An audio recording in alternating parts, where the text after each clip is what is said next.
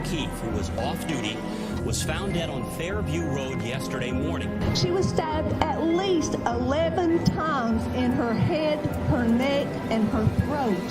Who does live here? Is your place? Yeah. Noah had passed away, and nothing makes sense to it. We actually don't have, like, crosswalks. Kitchen's a bloody mess. She's not breathing. Why is the kitchen a bloody mess? I don't know. The 4chan post is a little hard to read if you don't speak doofus, so I'm going to break it down for you. The 4-day party turned into something awful. There's been a major break in the Amber Spradlin murder cover-up. The student president of the fraternity told us that they got word from National to instruct all of their members to delete all their social media.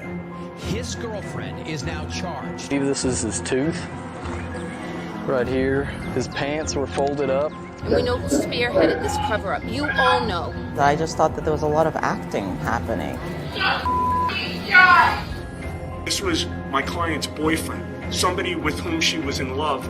Stabbed him lightly in the back just to get him off of me. That she had to remember the bad times. And his body was here. You've never been in a fight? No. Is that what's happening? Are you crying right now? Do you know what tears look like? Karen Reed was a whack job cunt, right? Yes. That something happened at the party that he was attending the night before. If you have anything that you want to tell us, cry on demand. People know and they need to speak up. Falling from a moving vehicle as a pedestrian, maybe being pushed out. It could also arise from an attack. I will fuck you up. I will beat your ass. Laying on the side. Stabbed her. Had his eyes closed, you know. I saw her lifeless body. 2:42 a.m. and 2:44 a.m. That's a cop killer right there. John's dead. Top of his hair was scraped off his head. And she said, Google hypothermia, Google how long it takes to die in the cold. It's easy to pass a polygraph. I hit him. Oh my God, I hit him. Said, if you want to talk about it, I'll talk about it. Constant phone calls. Seriously, what do you want with me? Did you ever say I hit him? I did not. I said I hit him It was several times. because he's dead. Somebody had to have known something. Somebody had to have told a friend that they know. Karen, we saw you outside of my sister's. It's been the hardest time of my life. We couldn't leave the house without people taking pictures of us. Just like a lot of harassment. I know it has to be eating them up inside. Can you handle truth? Happy Sunday, and welcome to season 2 of the John O'Keefe saga. Things are changing, so the family and friends are speaking out to the media, and I think what we saw the first time around was Karen and her team were speaking out to the media, and then I think the judge restricted it, was telling them they can't keep doing that anymore, or they can't be making. I mean, it never applies to the victim's family, though. So it's interesting. It seems like maybe it's like an ethical thing where the Commonwealth's like, we don't want to like try the case in the public space, to give people a fair trial. But at this point, it's like, it doesn't matter anymore because she already went to trial once. And I don't know. I don't know what the deal is. Or maybe the O'Keefes themselves and family and friends themselves are like, all right, this is BS. We're speaking out. So I don't really know. I don't know what's driving it, but I wouldn't be surprised if, Karen and, whatever defense that she's going to go with or whatever is going to happen, I feel like we should hear something from her side. I think that they're still stewing. I think they're spiraling because this was their shot. This was her shot. Because if you think about like the odds and just the factors of the Commonwealth has the upper hand. I mean, the defense has an upper hand because the Commonwealth has to give up the discovery. The defense only has to give up the discovery last minute. They can wait. And so I think that's what happened in this case is like a lot of stuff came in at the last minute. And Lally is only one person. The defense team, even stuff that came in for them at the last minute, they still had multiple people to go through it. So, she's screwed. But here is the season 2 opener. So I just want people to remember the actual victim. 3 weeks before he passed, we actually went to a Bruins game together. My wife and I, and he and Karen. Salt of the earth. He was the best guy ever. I went to high school, went to Northeastern for criminal justice. He became a cop, I became a lawyer. He was a tremendous man. I met him in college, best friend in college. You know, we did everything together. And I asked him to be Ben's godfather, and he said yes. Honestly had the biggest heart, honestly, in taking in the kids. And his brother-in-law and the kids have been without parents, and then they had Johnny as their guardian, and it's unfortunate. What are you doing? It was devastating. He would give you the shirt off his back, just really amazing guy. Whose life was taken way too soon. They found Johnny in the snow this morning. Karen Reed was there. She was being restrained by hospital employees. She kept saying, this is all my fault, this is my fault, I did this. Jen McCabe, Kerry Roberts, all they did was pick up the phone and help, because she was asking for help. Jen! I answered the phone, and she said, John's dead. Because he's dead. He might have gotten hit by a plow. Miss Reed came running up my walkway, saying that she had cracked her taillight. We need to go to Fairview. I told Matt that I was going to go with Karen. I remember there was one piece of metal sort of sticking out.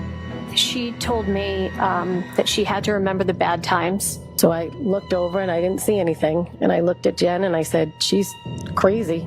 And I unlocked the door and I sat back and watched. And she ran over to a mound of snow. I saw nothing. But couldn't see him right away. I had to get out of the truck to see.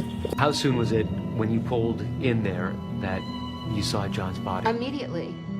Because she knew where he was. And I dug his head out, rubbed the snow. Carrie wiping the snow off of John's face, and I could not believe that that was John laying there. And she said, we found him in the snow at 5 a.m. First responders that were just doing their job that day. She repeated, I hit him. I hit him, I hit him. Oh my God, I hit him. I hit him, I hit him, I hit him. It was preceded by a did. Said, could I have hit him? And proceeded by a question mark. Kind of running around, screaming different things. Could he be dead? Could he be dead? And she said, could I have hit him? Several times I hit him. I hit him. She knows exactly what she did. And she's trying to buy and lie her way out of this. Be clear, you didn't do it. We know who did it, Steve. We know. And we know who spearheaded this cover-up. You all know. And no, she didn't do it. No, she didn't do it. Why do you admit to it? She didn't admit to it. She didn't admit to anything close to that. Nothing close to that. That was like 3 or 4 times she admitted to it. No, she didn't. That's not true. She asked a question. Karen, how did the taillight get damaged? You saw it. I backed up into John's car. At that speed, no. I had told both Jen and Kerry that I cracked my taillight. How she found out about the damage to her vehicle, to which she stated, quote, I don't know, it happened last night. I pull at the foot of the driveway, it's snowing, John has no coat on, it's windy, so I drop him off, he goes up the driveway and approaches the side door, and as I see him approach the door, I look down at my phone. He was asked if she saw Mr. O'Keefe walk into the home at 34 Fairview, and she stated she did not. She says she watched him go to the door, put his head inside, then nothing.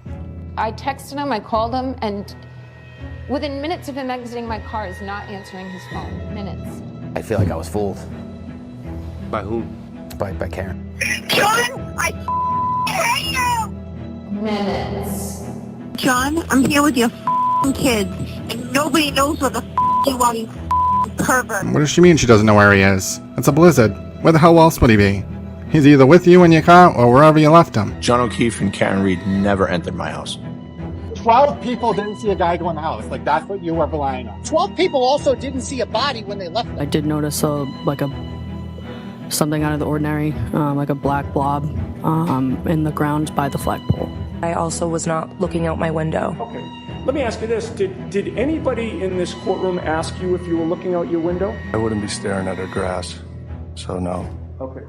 I didn't ask you where you were staring. I was just asking if there were any obstructions. And nobody knows where the you are, you pervert. Minutes. John has no coat on.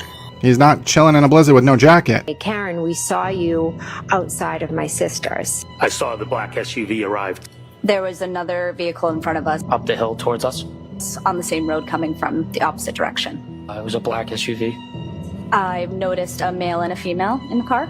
a car length and a half in front of me. There was another car that I hadn't recognized before. It was a dark SUV. Saw it pull up, stopped, pulled up again, stopped, pulled up again by the flagpole, stopped. That's all I saw. Just turned around and looked through the blinds. It wasn't going 50 miles an hour, correct? I mean, I didn't have a radar gun on me, but no. Goes up the driveway and approaches the side door. 0 people have said that they saw him enter the home. Because he's dead. And at any point in time, did you see anybody exit from that vehicle at any point? No. You never saw anyone around the SUV, correct? Correct.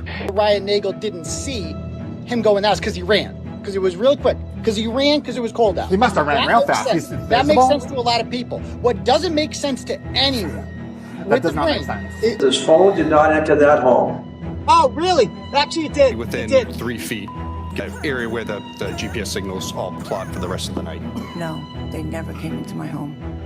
Nobody put John O'Keefe anywhere but where he was found, and that included his girlfriend. 7 witnesses that saw her car outside the house after she lied about ever being there. And she's pointing the finger at everybody. Everyone's lying except for her. Nobody extended the invite to me. I didn't hear the invite extended to you. She grabbed her, she put her arm around her and she said in front of me, she's like, you're coming with me, you're coming with me. Can we make sure we're welcome here? Karen, did you ever say I hit him? I hit him. I did not. I said I hit him. It was several times. Refusing to take accountability for her actions. Not only that, but pointing the finger and blaming innocent people. This was a cover-up that John was murdered inside that house. His body was placed outside. Ms. Albert, how many steps is it from the front door to the basement? Steps? I think he walked into the house. I think he was confronted, was likely brought down to the basement. You have never been in a hot tub with Colin Albert, correct? Not that I know of, no. Is it unusual for you to see him sort of practice fighting? I wouldn't call that practice fighting. You show him how you would throw a punch? I don't remember that, no. With your fists clenched, correct? You do know that your husband is a highly trained fighter, correct? Objection. I'll allow that. Absolutely not. Who are your college roommates? At some point, did you flip him around? Yes, I just said that here as well. Did you clench your fists that night? Looks like he's been in a fist fight and he's been beaten. A highly trained fighter? No, he's not. They were playing a little grab ass with each other. Yeah, I get overwhelmed easy, so. I'm not going to make up a time. I don't remember. Even in one portion of it, I was fooling around with Brian Higgins. Fooling around? Yes. What does that mean? Are you saying, taking you literally, that they grabbed each other's asses? Is that it? No, I'm saying grab ass. It's a figure of speech. The negative or hate that's directed towards me, mostly me and my mother, is because we support these people who are being falsely accused of something they didn't do, right? And their lives have been turned upside down and partially ruined. Looked similar to Karen. But here I could easily see. A black object, yes. There's 7 of you in a hot tub together, correct? And people are listening to these defense attorneys like whatever they say is gospel. Squat down, show him how you want to get low. More of an acquaintance, was he not?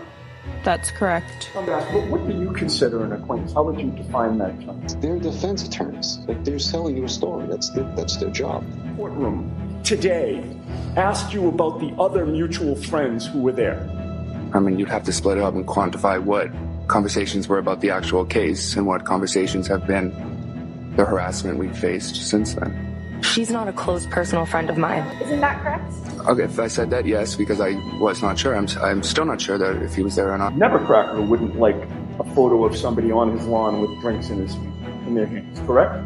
The cartoon character, Nevercracker? Yes. He likes to turn and look at me and smirk. She asked if somebody could be alive in the snow without a jacket. She grabbed my hands and she said, Google hypothermia, Google how long it takes to die in the cold. Hey, Jen, how you doing? Fancy seeing you here. Sorry, do you have a child on the team?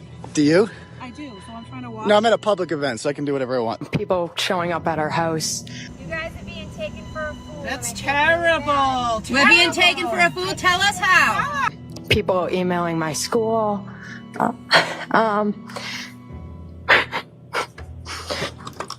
Just like a lot of harassment. They killed a police officer, John O'Keefe. We're done with She Googled how long to die in cold. There's so many lies and misconceptions on social media. To find out how long to die in cold and why someone would Google that at 2:27 in the morning. There is no indication of a Google search at or before 2:27 a.m. You made that search at 2:27 a.m. because you knew that John O'Keefe was outside of your sister's lawn dying in the cold, didn't you? Absolutely not. And why 2 cop killers are up there. Cop killers! Karen was screaming, my hands were shaking, and she was saying, Google hypothermia, how long does it take to die in the cold? I'm of no doubt that the only time those 2 searches were conducted was at 6:23 and 6:24. I do not have any specific celebrate certifications. And that's shown that you were wrong, correct? That is correct. That's not what you said in your affidavit that was actually filed under pains and penalties of perjury with this court, correct? Yes, and if I've caused you any distress, I apologize. I don't remember specifically what I Googled, but I do know what you've put out to the social media. How about this?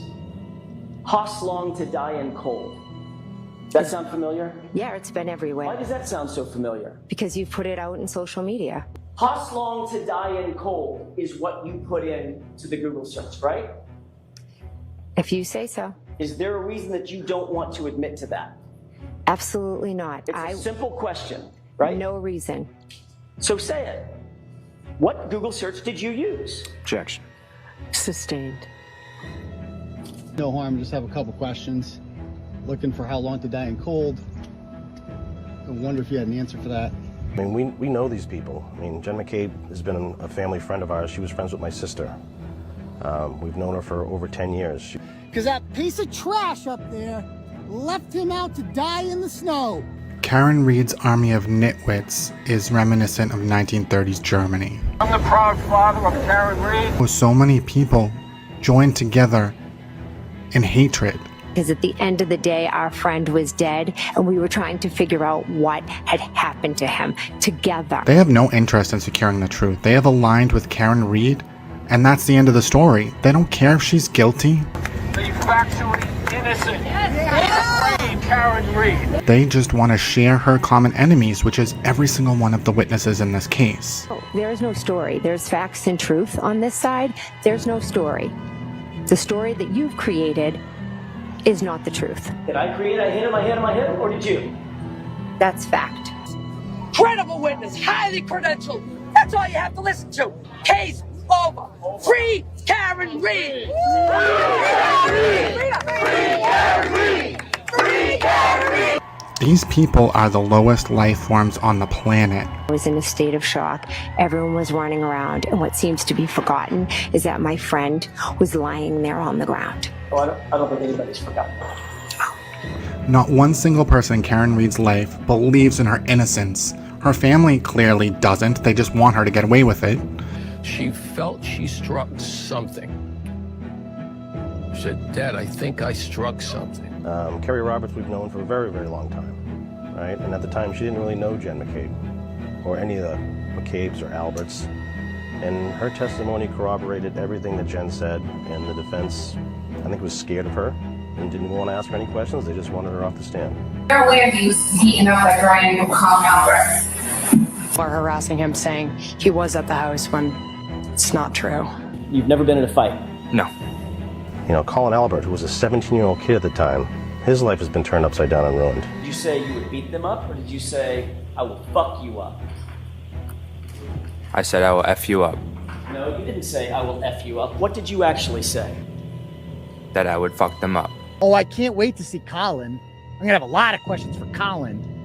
And something tells me he won't be able to control his temper like you did. He can get some. He can get some too. There won't be a dog there to back him up this time. Taking a picture? I'm not afraid of your stupid son. Believe me, I could kick the shit out of your stupid son. Oh, Colin, I feel like of the two of us, I'd be a little more worried about jail if I was you, son. I'm just saying, I feel like I'm going to be good. Yeah. Are you scared? I thought you were intimidated. You fucking punk-ass bitch. Think I'm scared of you? You indicated you're a bitch, bro. I've gotten to know the Alberts through all this, and they're all good people. I will fuck you up. I will beat your ass. That's not a threat. I'm not sure. Yeah, I think you are sure, sir. Son Colin was a football player through high school, was he not? Yes. What was his number? 34, I believe. And was that for 34 Fairview? I don't think so. Johnny and Karen were arguing. It was kind of towards the end of their relationship. Things weren't well. You know, they were drinking and arguing and fighting, and you know, in an intoxicated state of rage and jealousy, she just decided that she was going to do something about it. Put the car in reverse and ran him down and left him there to die. Son, I hate you! You're a loser. Yourself. You pervert. You're a pervert! I thought could have happened was that did I incapacitate him unwittingly, somehow, and then in his drunkenness, passed out? We figured it out as soon as she left the house that day when she came over. We didn't talk to any investigators, state police, nobody. You know, my mother had said, do you think she had something to do with this? And I said, we're not going to think like that. They all know that she did it. There's not a question. And in most murder cases, when it is a person's significant other that commits the crime, it usually is the family that figures it out first. You know, she wanted to come over and see the kids. Didn't really interact with them at all. Was there for probably a total of 30 minutes. Didn't say much or anything. Because I went from being solo to trying to give attention to kids who aren't mine. And I never wanted kids. Karen was just a babysitter with benefits. It is very complicated. He and I dated when we were kids, and then his sister died, and everything got fucked up. And I sat down, my nephew in the other room, she sat right next to him. I explained to him that JJ's, you know, something happened and he's no longer with us. She didn't say a word. And right after that, she went upstairs and started gathering her belongings, and the next thing you know, they were gone. She told me that she had to remember the bad times. Went outside to the driveway to look at her car, and her car was gone. It was a blizzard. I knew what the driving conditions were like coming from the hospital to Canton, and I knew that they were going back to Dighton, which was a much further drive, so we put it together pretty quickly. Johnny was hit by a Lexus. The only people sitting behind her are YouTubers that she's paying. Stories made up by, you know, Karen and the defense team. The defense attorneys made up a story. Would you have expected her to act in that situation if she hadn't done something? More sad. I didn't see any actual tears, but you just feel so bad. You know, you don't want to see them go through it again. Constant phone calls. Seriously, what do you want with me? I mean, we couldn't leave the house without people taking pictures of us. Look who it is. Look who's here. Here she is. You know what? I'm so sick of you. Awful messages. Showing up to our doorsteps, our sports games. There was absolutely no canine DNA. there's no evidence. There's absolutely no evidence to support the false narrative that they spread across the internet. Cop killers, ladies and gentlemen. That's a cop killer right there. You are willfully hurting the O'Keefe family. You are willfully hurting all of the friends and family of John O'Keefe. Stop talking about the O'Keefes in a negative way. Pray for them. Support them. Do what you can for the O'Keefe family. They don't deserve this. It is a simple, uninteresting story. And it doesn't get clicks, it doesn't get views, it doesn't get ratings. The conspiracy, this false narrative of a cover-up, that's what gets attention. Every single thing that they've been telling us for a year has turned out to be a lie. Rick Green from St. Pete pretty much turned into a puddle on the stand because he couldn't back up any of his claims. He's not even certified in Celebrate. Pieces and parts were being broken off and shattered while he was removing it? Not at all. There's no mystery here. She was saying, I hit him at the crime scene. Her taillight pieces were all over the place. Her car was cracked up with no explanation. I mean, use your brain just a little bit. She said, I don't think I'm ever going to see you guys again. And I said, course you will. We're friends. We know this harassment of witnesses started back in April, and that Karen Reed was conspiring with Turtle Boy, sending pictures of the witnesses to Turtle Boy, sending pictures of the witnesses' children to Turtle Boy to harass people, to villainize people in this case. We've seen messages where she's saying, "Fuck Paul O'Keefe, I don't care about that guy." She's calling Kerry a cunt. She's talking about some other girl being a fat ass. Karen Reed is a terrible person. Karen Reed is the villain. Not only is she refusing to take responsibility, but she is attacking all of the witnesses. All these people were her friends at one point. And this is what she does? No remorse whatsoever for what she did? Her and Turtle Boy had 189 phone calls, 40 hours of talk time. What do you think they were talking about? How to harass Jen McCabe? What teams her daughter plays on?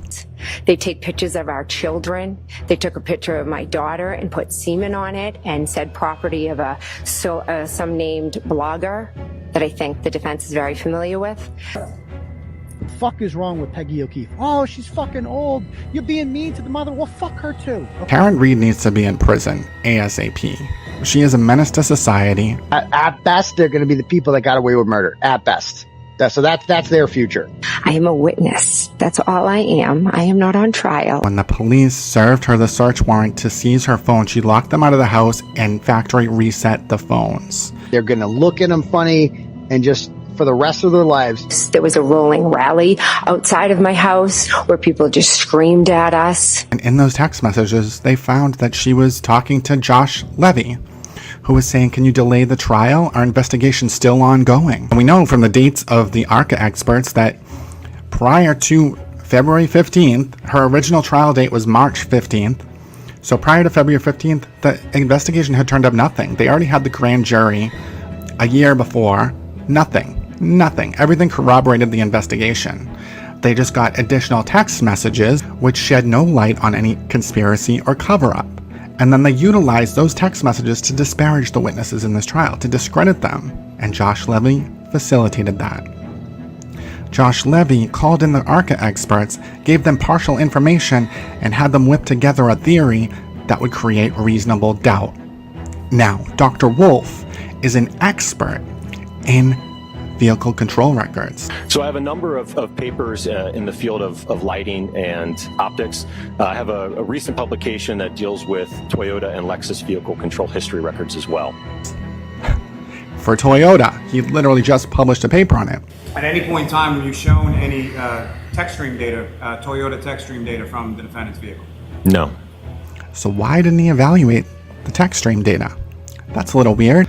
Instead, he shot a glass at the taillight to see if it would break, and it broke at 37 miles per hour. So is that the theory now? That the taillight was broken by a glass? Karen Reed's army of nitwits are screaming about science, but is that the science then? It was broken by him throwing the glass at her car, and the glass boomerang back next to his body, and somehow those taillight fragments got into his shirt? Is that what the theory is? Because science does not support that. Not only did the defense have access to Dr. Wolf, who is an expert in vehicle control history, but Nathan Reed, Karen Reed's brother, works at Toyota. He works at Lexus. You don't think he could have got one of the developers to come and refute the data if there was anything that was remotely refutable? Of course he would. So they couldn't find a single expert to argue the key cycle data, the vehicle control history. That means she hit him. Oh my God, she hit him. Wake up, people. Oh God. Yeah, so Josh Levy. So Rachel Rollins was, and I don't remember what the title is. I think it's like USDA for Massachusetts or something. I don't know. There's a proper title. So she was ousted and Josh Levy came in, and he must have came in when, towards the beginning of the investigation. And so he's basically the one that opens the investigation, I guess, into this case, right? And so a federal probe into this case, federal probes take time.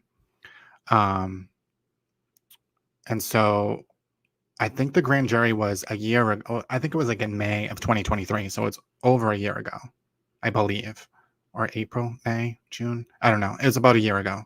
So they basically went through all of the testimony, everything.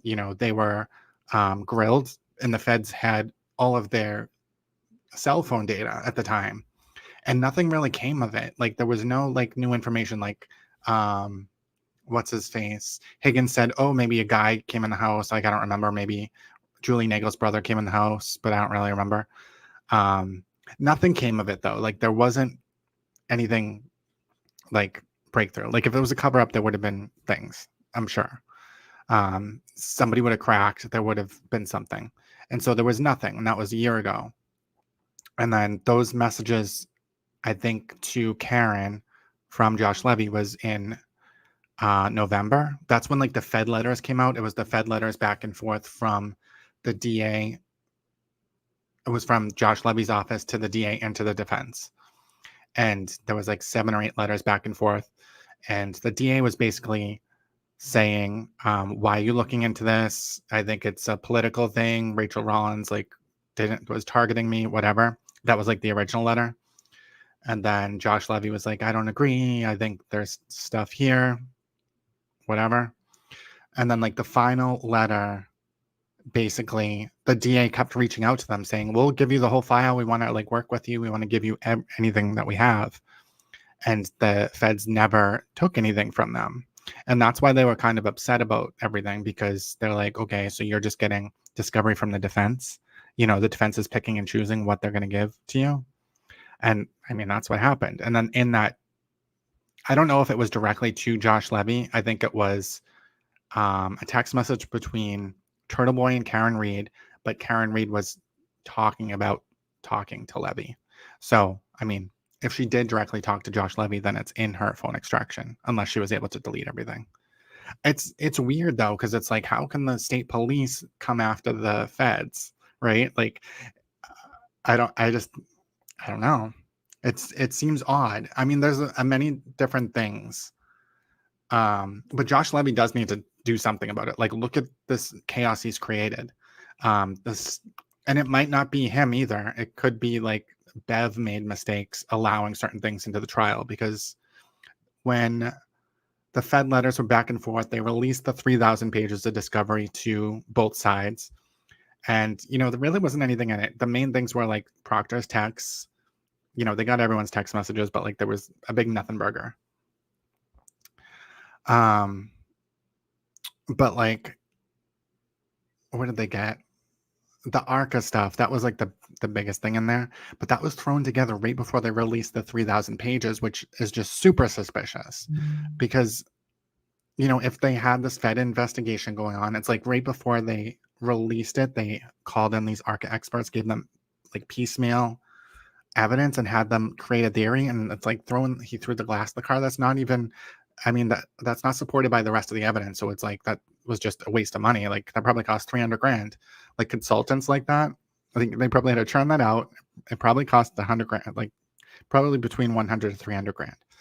And so, but why would they do that? Just to get some bunk theory that doesn't make sense? Because like, he definitely didn't throw it. I mean, I don't know. I'm trying to think, like, I understand what they're saying, that it emanated from that spot of the taillight. I rewatched their testimony, because Wolf said a lot, but that second guy really didn't say that much. But Dr. Wolf actually was getting kind of torn apart by Lally. The second guy kind of shut it down when he said like physics and science, and that's all we hear now is physics and science. But the thing is, when the second guy was getting grilled, Dr. Schwiener or something, I don't remember what his name is, but he could have cracked his head on the ground if the ground is frozen. And he's like, you need to do all these tests and blah, blah, blah. And Lally's like, yeah, and you didn't do that. And then the guy came back with like, well, it's physics and science. He couldn't have landed there, blah, blah, blah. But I mean, they didn't come up with a feasible theory. They came up with like, oh, a glass was thrown at the car, possibly. But like, it doesn't make sense. So Karen just like kept that hidden all this time. Like, it doesn't make sense. It wouldn't have landed next to his body. I don't know. I just feel like, why not just have them do a real accident reconstruction with all the evidence, like, and try to actually get to the root answer? I feel like Trooper Paul's theory is closer to reality, much closer to reality than what they came up with, because they didn't have all the evidence. So I just don't know. So like if she had like a hairline fracture in her taillight, and so like the ARC experts, their main thing is like he would have had more bruising if his arm was what broke the taillight. But if there was already in there, and then his weight would have just annihilated it. The ARC experts did prove that it would shatter into all those pieces that it shattered into. So like, you know, the cult was saying that all along, it would never shatter like that, but they proved that it did shatter like that. They just came up with a different conclusion, and because they didn't have all the evidence. So I don't think, I mean, some of their work is kind of, I don't know. I feel like some of the work is kind of good for the prosecution, but I just think we don't have the exact, you don't need the exact conclusion though in a murder case. I mean, Lacey Peterson, nobody knows how she was even killed, and her husband was found guilty. Nobody knows when, where, how. And so I don't know. It is interesting though, because I do think some of the stuff that they talked about is probably, I think a lot of it is accurate. I just think their conclusions are wrong because they didn't have all the information. If they had the text stream data, I mean, the text stream data, I mean, I think that's it totally. So from Karen Reed's side, it totally sucks for her that she did not get a not guilty, because she's never going to have, there were so many things that from the Commonwealth that were handed on a silver platter to them. The Sally Port thing, huge win for her team. Trooper Paul, I mean, I think that he was valid, but like he just fell apart in cross-examination, and he couldn't explain things technically. But the thing is, they didn't even have an expert to refute the text stream data. So they absolutely had people looking at it before. They absolutely had, I'm sure Nathan Reed brought it to people at Toyota and was like, can you like tell me, like, can I read this a different way? Can we do anything with this? And like, they didn't have anybody. I mean, that would have been an immediate not guilty if they had that. If they had someone that read the data that, you know, because Trooper Paul he knew it, and I think that he is correct, but I don't think he like explained it all the way through. But if Karen Reed's side had someone that really knew those reports, and it really showed that, you know, that rapid reverse happened at a different time, a different place, then she would have been found not guilty. Win, easy. But they didn't have anyone. So I think that that's the nail in her coffin, is that vehicle control history, because now the Commonwealth knows they need to get, you know, they're going to get a bigger budget. They know where to spend the money. It's going to be for that text stream. And, you know, an accident reconstruction potentially. I mean, I don't think that they refuted. I just don't know how he landed. So like if her taillight had a hairline fracture in it, like it would easily break. Like it wouldn't need that much force to break, and then it cut up his arm. Like, I mean, I feel like that's really easy to explain. And then maybe his sleeve was caught on it and he got dragged with it for a little bit. Who knows? Maybe he kept his footing for a minute. There's just a lot of things that, you know, there's a lot of scenarios that the ARCA guys did not test at all. So, I mean, that's where the case is, I think. I mean, the whole thing, I don't think the jury believed the conspiracy whatsoever. I think they probably had reservations about Michael Proctor. I think it had to do with like the taillight fragments, like that whole cert thing, and maybe there's questions about that, but I don't believe that the jury thought that, you know, all the people were lying, and they killed him inside the house. Like, I don't think that they bought that. And so I think that's what she's evaluating with her team. Like, this was her best chance to like get away with murder, right? And so, and she failed. So now she's going back to trial, and the Commonwealth knows exactly where their weak points are. I'm trying to think. I mean, the whole Michael Proctor thing, that's probably going to happen again. But I honestly think that they should fight that. Like, why are the text messages even allowed in? unless it's related. Like if it was like, oh yeah, I found some taillights and I put them out there, or like, we're gonna take this bitch down. I mean, he did say we're gonna lock this whack job up, but I mean, I don't know. I just think it muddies the water. I mean, that was the point, and that's what it seems like. Whether it was Josh Levy's intention or not, that's what happens. The water was muddied, and that's what the defense team did here, and that's why she got a mistrial. Because I mean, the evidence is solid. The evidence is really, really solid.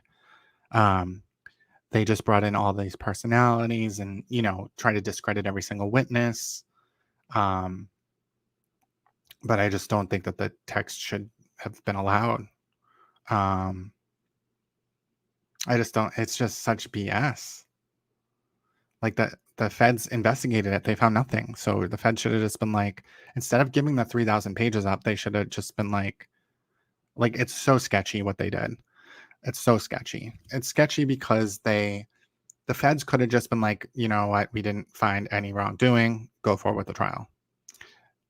But what happened was they hired those ARCA experts at the very last minute, right before the trial, because they knew that they didn't have anything, and so that the defense would have something. And that is a miscarriage of justice, and the O'Keefes should be pissed. And I'm sure they are. I mean, I'm sure everyone's pissed on the Commonwealth side, because it's like, we have to go through all this again. We have these nuts in the street, these pink idiots running around, tailgating at a murder. And now it's going to be like another 6 months we have to deal with this shit.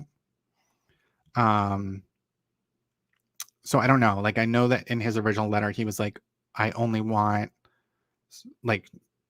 only allow certain information that's relevant in, because it will cause public, I don't know what words he used, but it was like public distrust or something. Which, I mean, what do you think happened here? They read all his text messages. Now everyone's like all after the state police. I don't think it was correct. I don't think it was proper. I think that they should have addressed that behind the scenes. I don't know. I think Michael Proctor has a hearing tomorrow for I think it's tomorrow, Monday, for the what his employment future is going to be. I mean, I don't know if they decide that so quick. I mean, I don't see how he has rights. Like, you can have private messages. Nothing showed like him doing anything like with his power. I mean, that would be a thing if it showed that he was using his power to, I don't know, do something to Karen Read. But Karen Read, I think, was treated nice by the state police. Like, she had no complaints about that. I don't think that they, compared to what Karen Read did to all the witnesses, him talking shit about her behind her back is not even on the same page at all. People were sending Michael Proctor's wife notes saying, I hope your kids get cancer, throwing stuff through their windows. Like, it's unbelievable that, it's gross. And I mean, look at all of Karen's text messages. She's talking shit.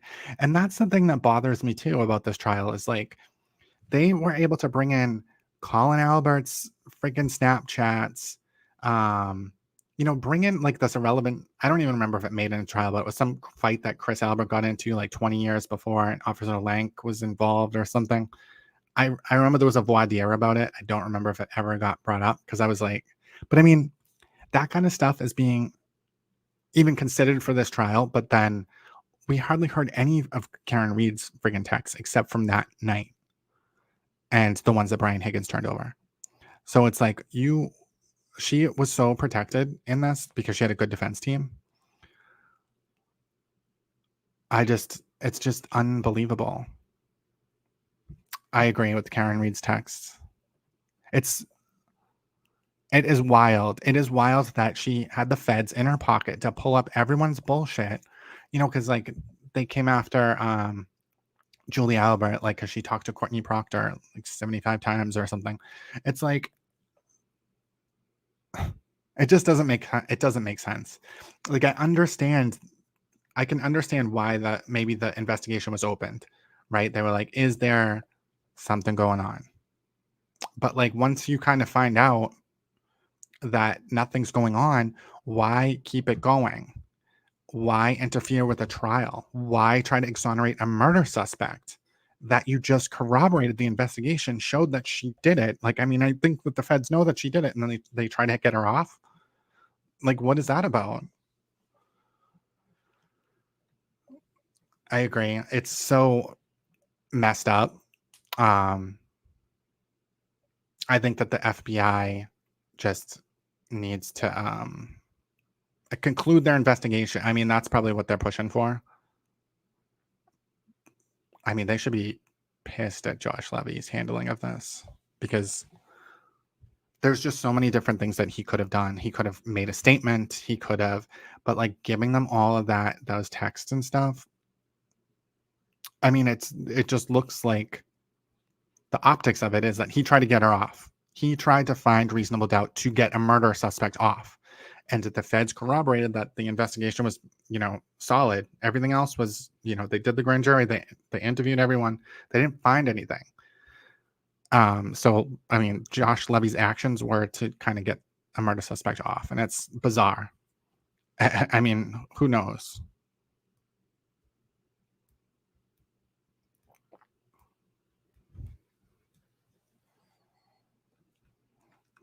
I saw that. I mean, I think that I heard other people say that it was, I can't think of the terminology, but it was like around the time of his death. Like it wasn't that old. Yeah, I mean, I didn't see blood on the sleeve, but they were abrasions, so like they probably weren't like bleeding. But yeah, I mean, if there was a dog attack, there would have been blood all over the sleeve. Like, it's just so dumb. The dog attack thing is just so dumb, and I can't believe people are still saying it. Like, his sleeve would have been ripped off. There would have been blood everywhere. Like, it's just so ridiculous.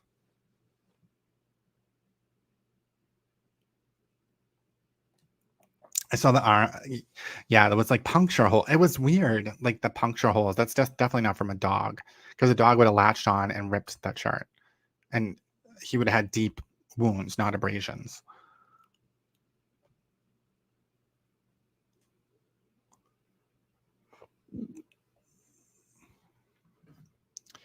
I mean, do you think when all this fervor has died down and she has less outside support, the next trial will take her down? I mean, I think that she's screwed. I honestly think she's screwed. Because if you think about what the defense was telling us for a year, that they had, Jen McCabe conspiring, doing all this stuff. Like, none of the stuff that they had on Jen McCabe's phone was legit. The Google search didn't happen. She didn't delete calls either. That was like a big thing. He was reading from a wall file. Wall files are temporary files. So like when they got Jen McCabe's phone, it was 3 days later, 4 days later, 5 days later. So like any calls that were like, not in your most recent were deleted from the wall and were write-ahead logs. So the wall file is just keeping track of your like current stuff. And then things get archived, but the wall file does not hold like an unending supply. So like being removed or being restored from the wall file does not mean that a user deleted it. And, so everything that they had on Jen McCabe was just complete bullshit. So she's been getting slandered and harassed, and she still is. It's like, it didn't even clear it up. It's so unbelievable because of all the YouTubers pushing the false narrative. They just put out a new story about Jen McCabe Googling at 227 microdots. And I'm like, unless he was a repeat of an old video, but I mean, I think it's new. And I'm just like, what is wrong with these people? Like, how do you, in good conscience, how are you doing this to people that are innocent? It is so sick. Right? No dog hair, nothing.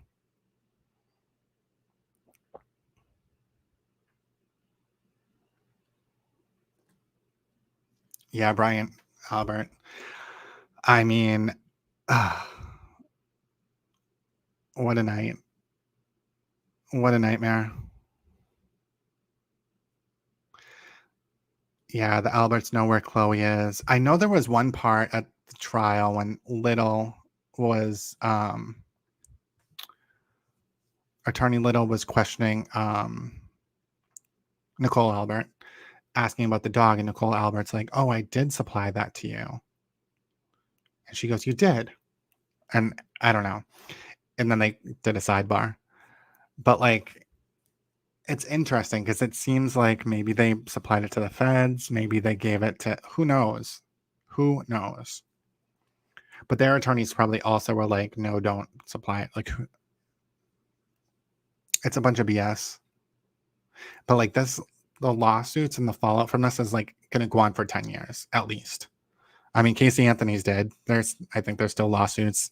Casey Anthony went bankrupt. She's sued because she didn't pay any of her lawyers, didn't pay anybody. I mean, that's the thing that bothers me too. Like, I know that the feds were only investigating the investigation, but like the feds looked at the ring cam and see what's his face's sister-in-law staring at the goddamn taillight. Like, call her in. Did they question her? They probably didn't. Like, and that's the thing. It's like this kind of shit. The feds were only looking at exculpatory stuff. Like, it's just wild. It is wild that they were like facilitating a mob of people going after innocent people. I mean, that's what they did.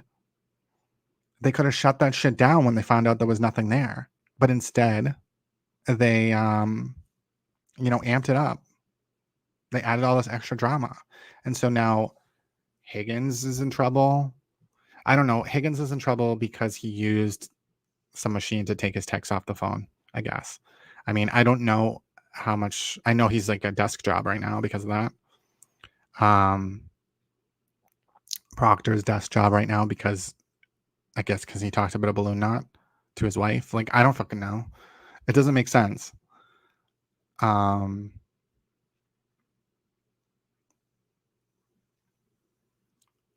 don't know. It's so bizarre. And like the other thing about the ARCA experts is like when you look at Karen Reed's car, there's also scratches down the side of her car. So it's like what did that come from? That didn't happen from the glass. Like, how did they come up with the glass hit it and that's what happened? Because there's all scratches emanating from the goddamn taillight that scratched down the side of her car. Like, that couldn't have been from a glass. Like, are these, I don't know. It just is the sketchiest thing ever. Because like, if that really is their theory, they're like, oh yeah, the glass could have broken it. But like, what about the rest? What about the scratches down the side of the car? That couldn't come from a glass. It's so weird. I don't believe, and like the taillight was kind of like pulverized, like kind of hanging, like that's weight. It's not a little glass that did that. The glass might have shattered it, but like the weight is what pressed against it, what scraped down the side of the car. So I don't know.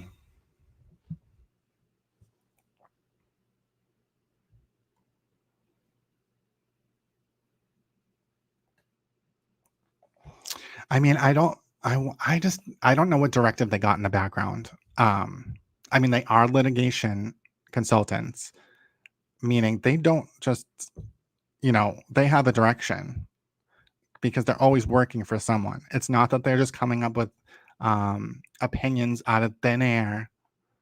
They are litigation consultants, so they always kind of know what direction they need to go in. So like, he's saying it's an open-ended question. Maybe it was, but like, how did he come up with a glass was thrown at it when the scratches down the side of the car?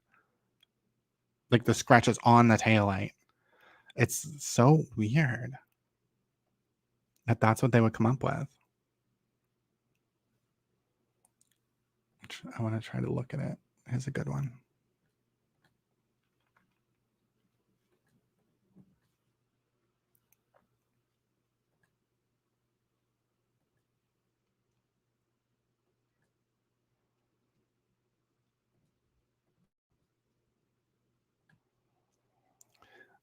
So they're saying that, let me try to make it bigger.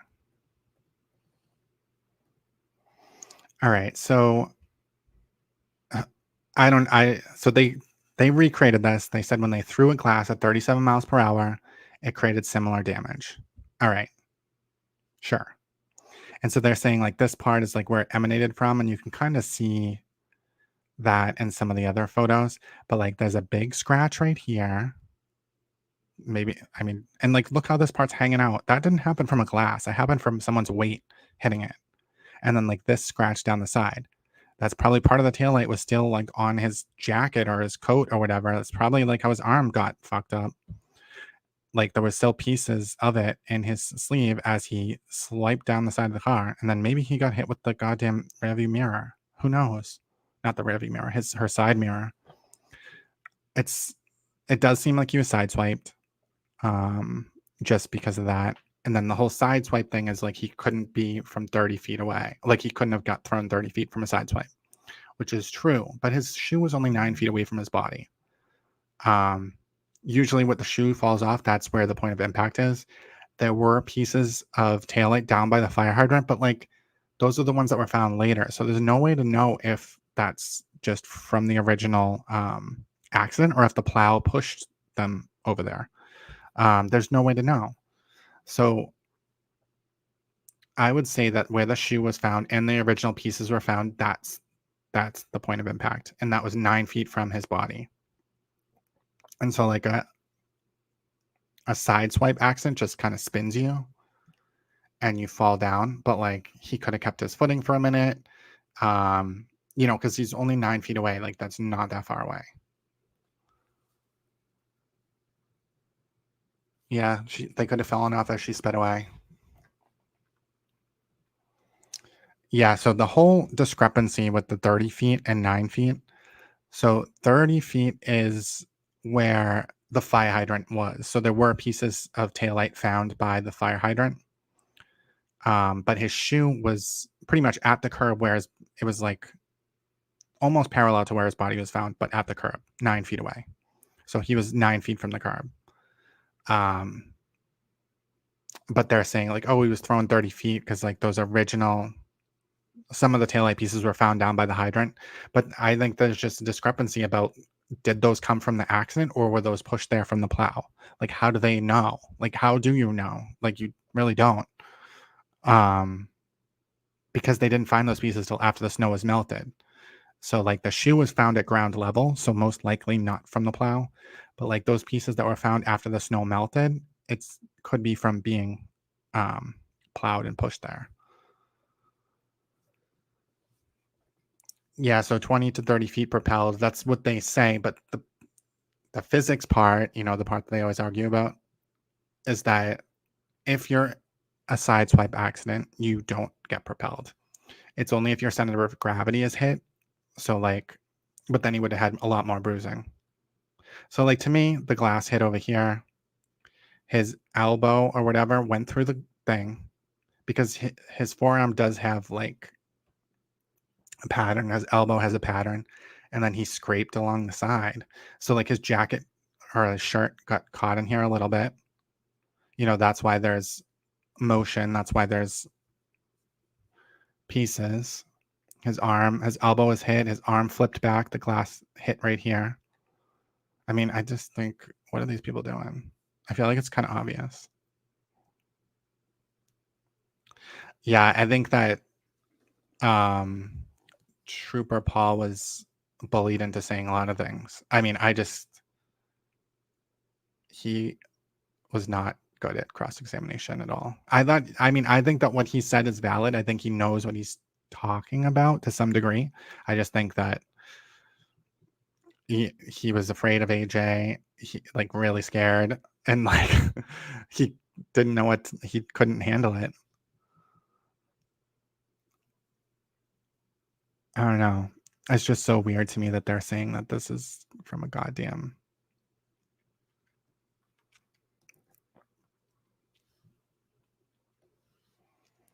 There's where the glass hit. And like the reason I think it's the glass hit here is because the paint is scratched off like that. And then there's these scrapes on the glass.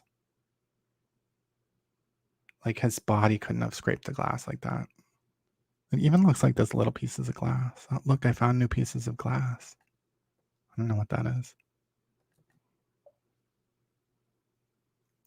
I don't know. And it is weird, that other piece of glass that they found. Like, I just can't make sense of that.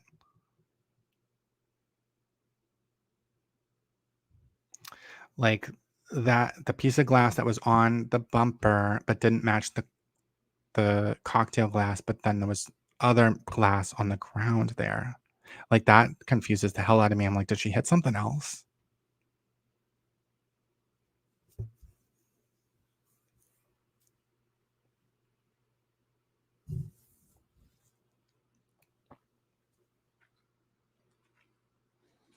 But yeah, I mean, I think that's the main thing. And Colin's knuckles. Oh my god. What a nightmare. What a freaking nightmare. I feel bad for the O'Keefes. I mean, I think it's just such bullshit. I mean, I'm even exhausted from talking about this crap. I'm sick of it. Sick of it. Because people just don't want to believe the truth. So, like, this scratch here. And I'm like, what is that? So to me, that's like part of the red piece was probably stuck in his jacket and dragged along, or some of the other, or the clear piece, or whatever, some piece of it. So his body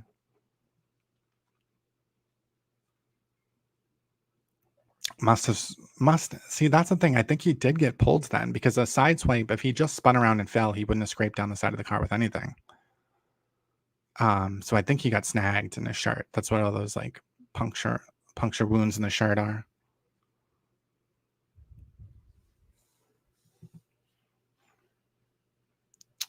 But what a wild time.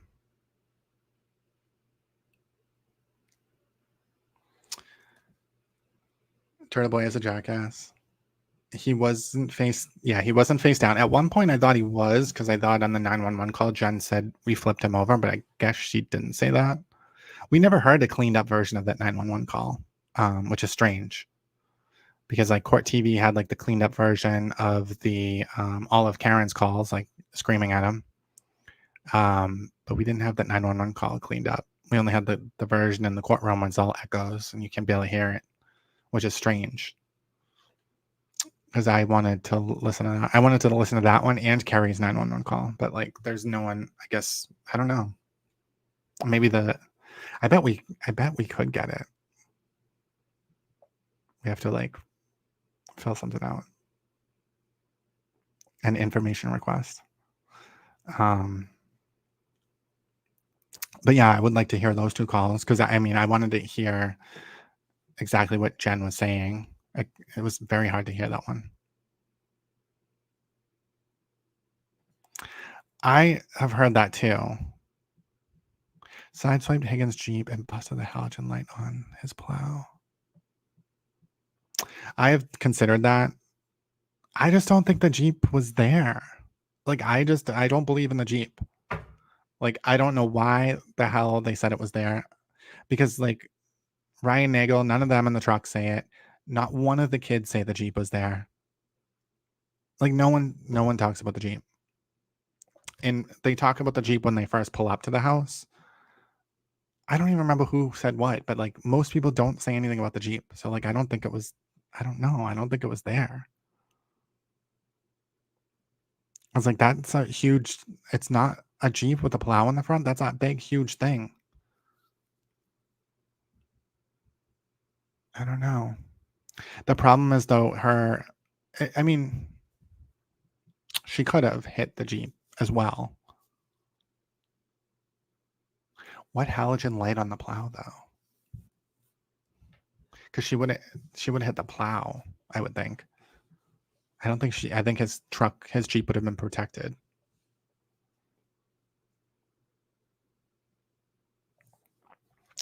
Yeah, I agree. I think this happened a lot in this case, where people couldn't remember and they talked to each other, and then a bunch of them got stuff wrong. I think the Jeep is one of them. I think Carrie and Jen, when they're like, oh yeah, we looked at the taillight when we first got back to the house, and they had videos showing that they didn't. It was after. I mean, that's weird to me. Well, I guess they must have said that. I don't know. I feel like why didn't Lally try to like clear that up if he knew that they were going to get that wrong?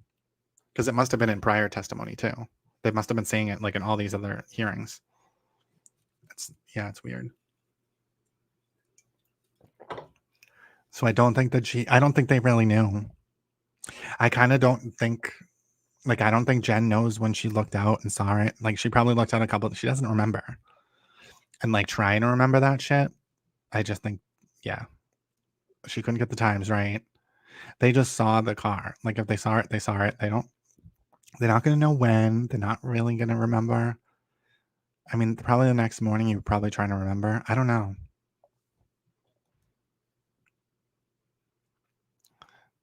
I thought the plow was up. So, like, what does that mean? The plow is up, though.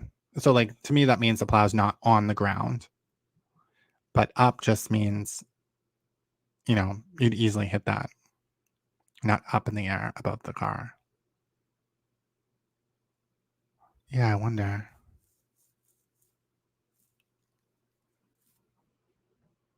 Yeah, the plow thing, I don't know. I try to make the plow work. The whole Higgins thing, I think, is strange. Higgins does not remember shit. He remembered, I don't even know. Maybe Higgins was so tanked, he didn't remember anything. And so, like, they try to help him remember, and it just got all fucked up. And then when he was being grilled at the grand jury, because I think Higgins did have a lot to drink. He was panicking and saying things, he knew Ryan Nagel showed up. Like, I have no idea.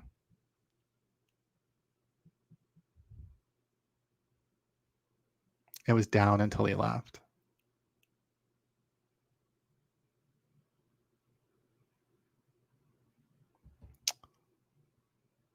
Yeah, I wonder. I do wonder what. I guess we'll never know about that. I mean, Karen. Maybe feds still have Karen's deleted ring at John's house. I wish, but definitely not. I mean, I don't think so. I think the prosecution would have brought up anything that the feds found that they didn't have.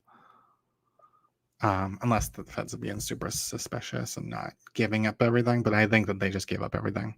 I mean, it was 3,000 pages. Lally said most of it corroborated the investigation, except for like a few other things they didn't know about.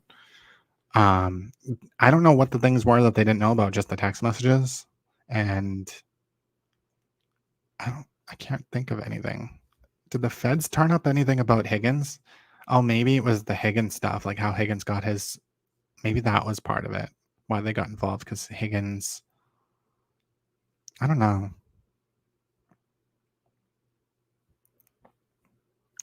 That's what I'm thinking. There was 2 glasses. It doesn't make sense to me though, because I'm like, he got out of the car. How would the glass, because if she had her glass that she took from bar to bar, but like, how would that get on the back of the car? I don't know. I mean, I know that she hit him, it's just, maybe he did throw it and then he got hit by the car. I mean, I don't know. I can't, like, it doesn't make sense, like, unless he threw one glass, because one glass was landed next to him. So I would think that, common sense would be like he was holding that glass when he got hit.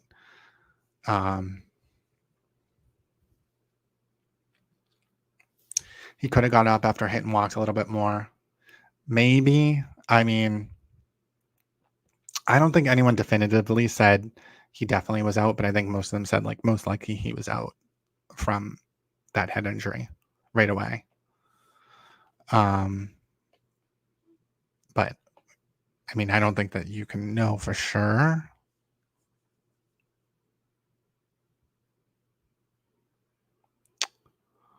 I was watching this movie called The Lie last night. I don't know. And it just reminded me, I'm like, this is what happened with Karen Reed. This exact movie. It's like this little girl. She's a teenage girl. She does something and her parents help her cover it up. And it's very, I would say overall, I would recommend it. I think the twist is a little, but like, the acting is good, and it's exactly probably what happened with Karen Reed and her parents. I was like watching it last night and I was like, this is exactly what happened. Exactly what happened. Because I mean, they must have been like, let's say it's an accident, and then they figured out, you know, it was on purpose. Like, there's no way you could do it by accident.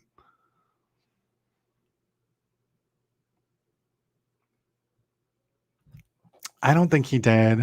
I think that was a thought that I had because he did work with Lexus. Did her brother tamper with their Lexus? I don't think so, though. The EDR wouldn't have registered because it wasn't an airbag deploying event. The delta V has to change by, I don't know, a certain percentage or a certain something. And it's the delta V is like your acceleration changes drastically, like quickly. And a person doesn't weigh enough. Like it's too much of a weight difference for it to impact the delta V enough. So that's why it only goes off when you hit cars. I did hear, I mean, I think I had a theory about, I think a few people had theories about this. I think I did have a theory about it, but it doesn't seem that way. And I mean, maybe he did. I wonder if he did take out key cycles. Could be. I don't know how the key cycles work though. But I just think that if there was, I mean, they could have got her not guilty if they just had an expert. If those key cycles, if how Trooper Paul was reading it was completely wrong and, you know, happened at a different time, different place, they just had to have someone from Toyota come, you know, one of Nathan Reed's coworkers come and say, you know, no, this is what it means. It didn't happen there. End of story. She would have been found not guilty. And they couldn't do that because data doesn't lie. And some people have ethics, integrity. I mean, it is strange. I mean, I think that the Commonwealth should call her whole family next time.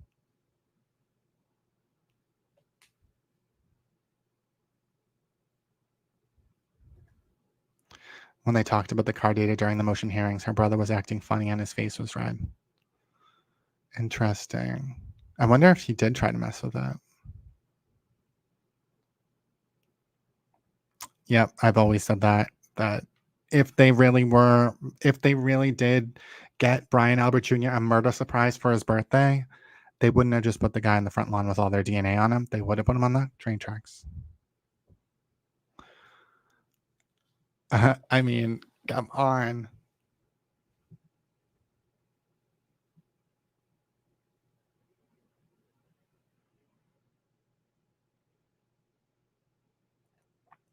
I mean, what the hell did she text to Yannetti though? Like, that's what I'm wondering. Like, what the hell would is she that dumb?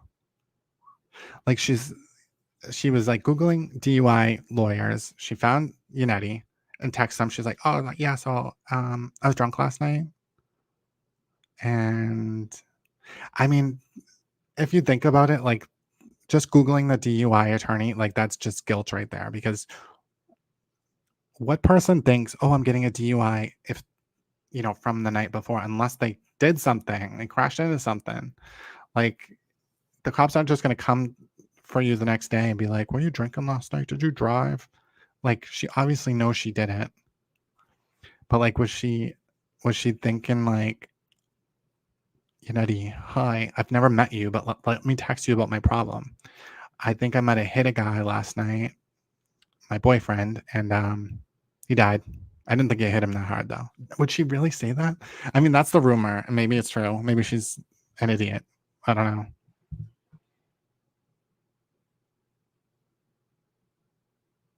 Karen has no remorse at all. And I mean, I think that's what really bothers me the most.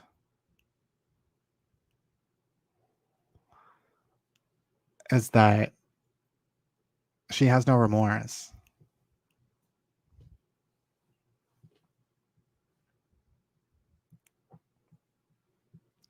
Her dad gave an incriminating interview saying my daughter said that she thinks she hit something. So that interview, I feel like that was her trying to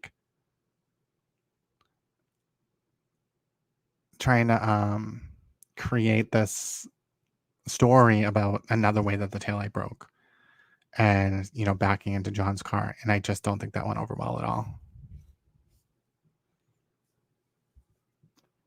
I think calling our parents at 1 a.m., that should have been really pointed out. I mean, I just think that's just so much. They just muddied the waters. That was their whole case.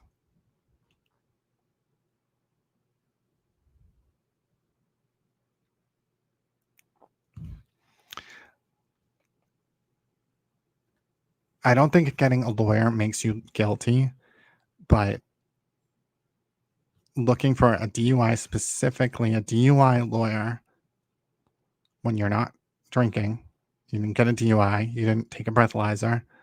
I mean, you're thinking, I think you were guilty. You're of being drunk and driving, at least. I mean, who even thinks of that? I wouldn't even think of that. Like a DUI lawyer? I'd be like, I need a murder lawyer. But maybe she knew that they took her blood at the hospital. I don't know. She didn't take a breathalyzer. I don't even know why she would be thinking that. I mean, she must have really been hammered. That's just what that tells me, is that she was really hammered, or she was going to pull that as the reason.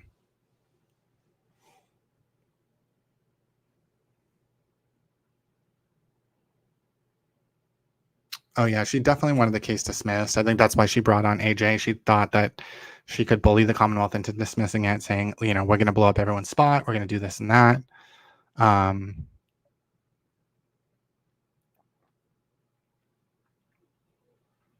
mean, I think she's nuts. I mean, even in Turtle Boy's description of her, he said that she just gets really irritated with him and like has no patience. And you can see that. And that's probably what happened. I mean, they were fighting about God knows what. I mean, I wonder if he got out of the car before getting to Fairview. Because of those steps that happened. Like, I feel like, did he get out the wrong house or something? I don't know.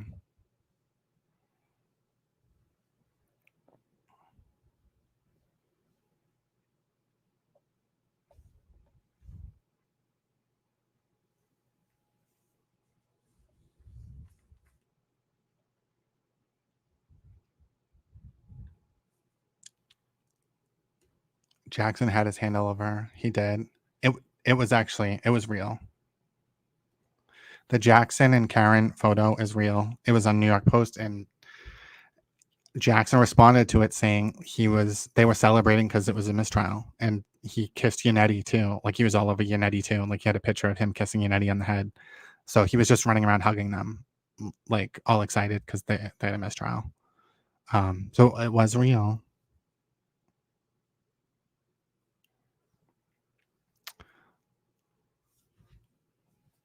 I think it was the New York Post that interviewed him about it. Or I don't remember where I saw it. I was trying to find it again and I couldn't find it, but I did see something where he responded, and then there was a picture of him like grabbing Yannetti, and Yannetti was like squinting, and he was like hugging him and kissing him on the head. So it wasn't like not a sexual thing. It was like they were celebrating. Or at least it's probably is the case, but he was getting in a cheap feel, like clearly. Like, he clearly was grabbing her tit. Like, and she liked it. So, I mean, he might have been running around grabbing people, hugging them, celebrating, but he also was trying to get a cheap feel. It was before the mistrial, but they knew about it. Like, I think the jury, they had a sidebar, and I think they already knew. They knew they were deadlocked. It was before we knew about it, though. And then I think they called the mistrial the next day.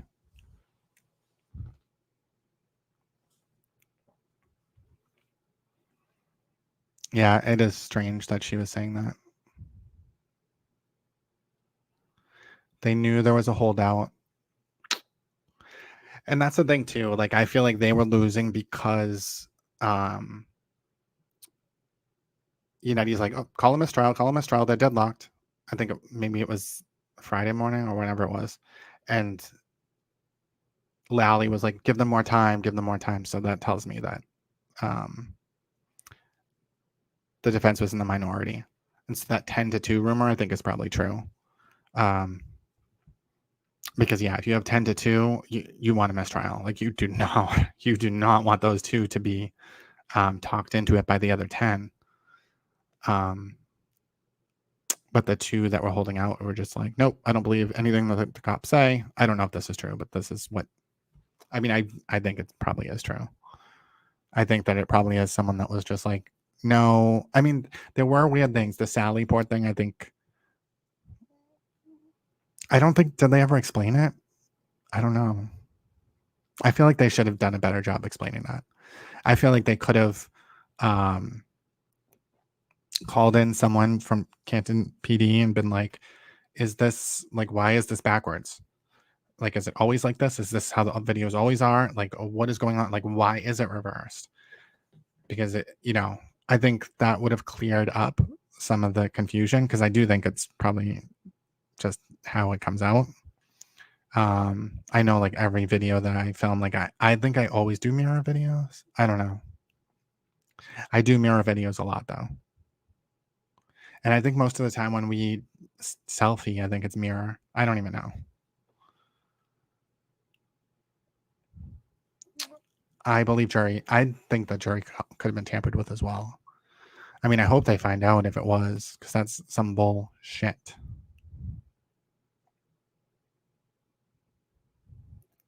I'm surprised he could even reach her boob. I know.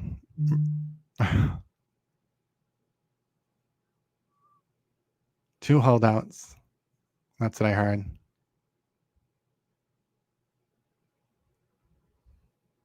I mean, I just think that I don't know. I've never seen it before where people, I mean, there's a lot of suspicious evidence, and I guess, like, I haven't been following true crime long enough, but I think that a lot of the factors that are in this case are the stuff that true crime people, creators, they create a lot of clickbait stuff, or it's like, oh, this person said this, and it's usually like bullshit.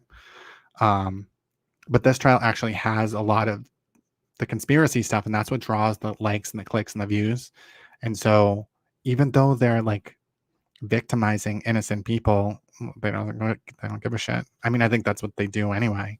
In a lot of these true crime cases, they are accusing innocent people of committing murder all the time. And so, like, they don't really have a conscience. It's all about the story. I just don't know how you can, in good conscience, keep pushing a story that you know not to be true. I could see, like, you have an idea, you think something, and you put a video up, you talk about it, but then once you find out it's been, like, debunked or whatever, you post that and you move on. You don't keep, I mean, this case is just wild because everything's gotten debunked. I just don't think, I mean, the Sally Port, I think that should have been debunked. I don't know. They didn't really say much about it. I heard no, and I can't wait till it's officially no, because all those videos of him saying, we have no quit, I can't wait to play them. But I heard that he's not coming back for round 2. I don't think she has another 250 grand. I think, she put everything into this trial, all the money into this trial, because this was her best chance. And I mean, they were celebrating mistrial, but, like, I mean, a mistrial is better than a guilty, but it's not good. It's definitely not what you would expect if you spent $500,000 on attorneys and freaking attacked every single one of your friends and did all this, like, social media campaign against every single person you know. A mistrial is not a good outcome, because a lot of those tactics cannot work twice. A lot of the stuff that's been debunked, are they really going to try to say that shit again? I mean, I don't know what people bought. Like, I think the whole Colin Albert thing fell apart for them. Like, there was just nothing there. And then I've been hearing a lot online that, like, Brian Albert, and maybe it was brought up in trial and I missed, I don't think so though, but, like, Brian Albert got in trouble for, like, beating up an officer at some event or something. But, like, wouldn't they brought that up at the trial? Like, I don't remember hearing anything about that. So I think that just must be a rumor. I don't know.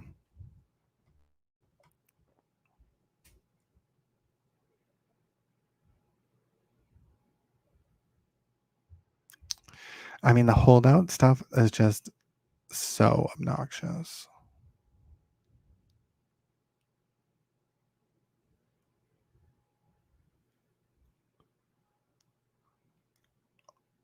work. Unless someone died, my parents would be ticked off if I woke them up in the middle of the night. I mean, my parents would probably have a heart attack if I called. Like, they would automatically think it was some major emergency. They would think the worst. I mean, I probably wouldn't even call them if something did happen, because I wouldn't want to do that to them. Melanie Little got the pink slip, kicked off the payroll. I mean, I've heard that from a few people. How do we know this?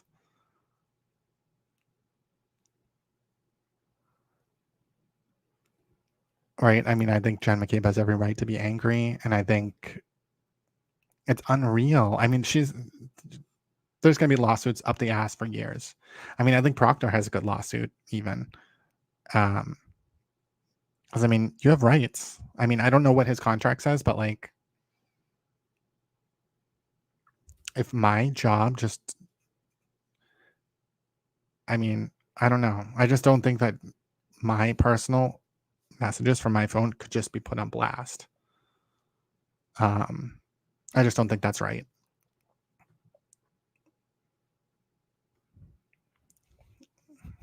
Unetti originally said it was a terrible accident because that's what they were going to go with until they saw how cracked up her car was and that she was speeding for 60 feet in reverse.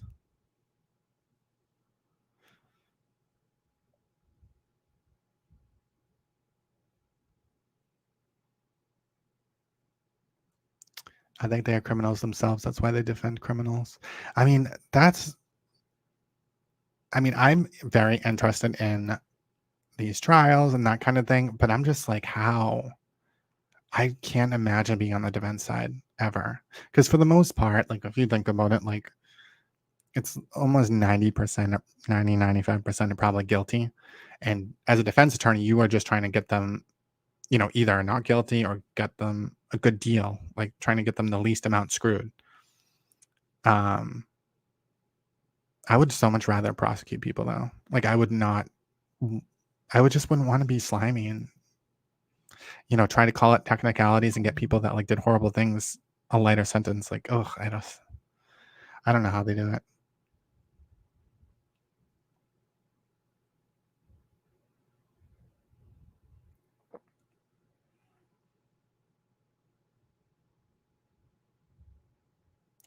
I mean, I got called out. Like, I had a video about Melanie Little a while ago, and I don't know, someone commented all over it today and was like, "You are an incel. You don't like successful women." And like, I'm just like, what is wrong with these people? Like, they say that about Karen Reed too. I'm like, okay.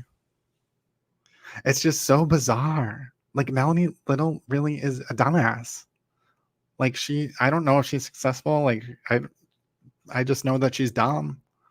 Like, I have no idea. I mean, I don't think she tells the truth. I don't think that she's smart. I mean, maybe she's successful at something, but like, nothing that I can see. I do. I think that how the O'Keefe family is being treated is disgusting. I mean, that's the thing. Like, anyone that is acting like that, saying things about the O'Keefe family, they don't give a fuck about John O'Keefe. It's all about them.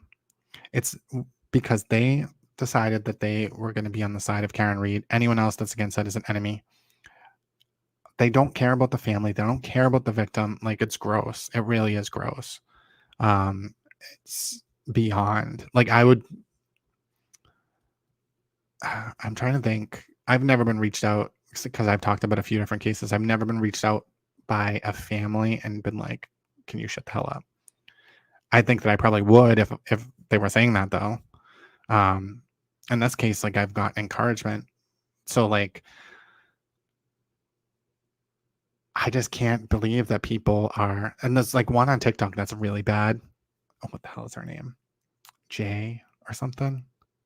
She's just so obnoxious, and she's so after Paul O'Keefe. It's like really, really, really rancid stuff. And I'm just like, what is wrong with these people? Like, there's all these rumors like, oh, him and John O'Keefe weren't on speaking terms for like 3 years. I'm like, okay, so how did Karen and his wife get on like a daily call each other basis if they weren't speaking? Like, people just are making shit up. I don't know. I don't know what's wrong with them. They think it's a game. They think it's a sport. This isn't a sport. Someone was murdered. And they want the murderer to go free. And they want all of the victims, family, and friends to be tormented. Like, it's so messed up. But you also have to consider that we're talking about, I mean, the turtle cult absolutely has no morals whatsoever. Like, Turtle Boy's following is just people that don't have a brain, number one. And they just, because his articles before he got into this Karen Reed were just like bullying people. Like, it would be like, this girl, look at this woman, she has a fupa. And then she works at this place and she did this and she called someone this. And all of his followers would just harass that woman. And it was usually a woman. And harass them online everywhere. And it was just bullying. Like, that's all it was. So his people are like into hate. They want him to point out this person you should all go after, and they just do it. And it's not like they're just addicted to hatred. Like, that's what it is. That's what the turtle cult is. And so once you have a mob like that, it's easy to, like, that mob mentality to keep it growing and growing and growing. So, I mean, I don't know. Yeah, the Karen mob are low IQ individuals with rage. But I mean, it's cult behavior. It's, 1930s Germany. It's Jim Jones drank the Kool-Aid. It's the Manson family. I mean, politically we see it a lot. Lord of the Flies. I mean, it is strange. I just don't know how people could become blind to being like a human being. It's just bizarre. Like, they're not good people. Like, they're really not good people. It does feel like an alternate universe. And I think that, some of the people, I'm so disappointed in a lot of people. Like, I don't even, like, Melanie Little, I didn't know that I listened to her a little bit and I was just like, what?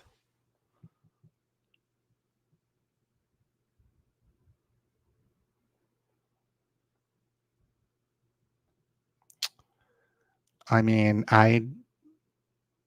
they don't believe that convicting Karen Reed contributes to that justice. I mean, she killed him. Like, I just don't understand. Like, you would think, like, everyone in his personal life knows that she killed him. Like, all of his friends know that she killed him. And it's like people that are online that read a freaking conspiracy blog that are still saying that the Google search happened in the middle of the night, that are too dumb to realize that, like, the guy had no credibility that said it. They think that there's some other thing going on just because they're too stupid to read. Like, it doesn't make sense. Like, they're not good people. Like, you should be able to, like, judge character. I mean, who are they listening to? They're listening to grifters that don't have any kind of integrity. I mean, that's what cults count on. That's what Manson counted on. That's what Jim Jones counted on. They counted on people with low intelligence and that were, like, searching for, like, something, connection, or I don't know what the hell it is. But yeah, Turtle Boy, I have a feeling that the turtle thing was something that he's going to bring up in his case this week. What day does he have court? I think 7/11? Thursday? No. Maybe Thursday.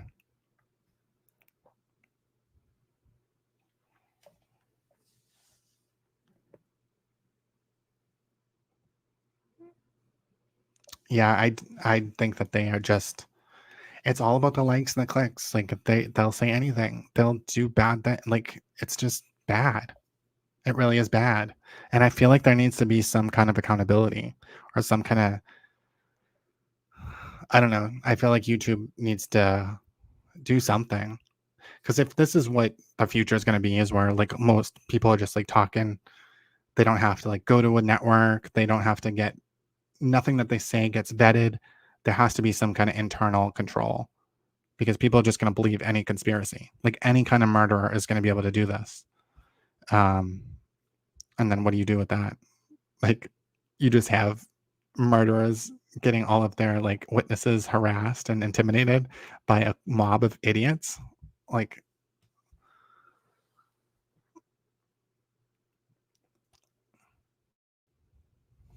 Karen looks like Scott Peterson. STS. What is STS?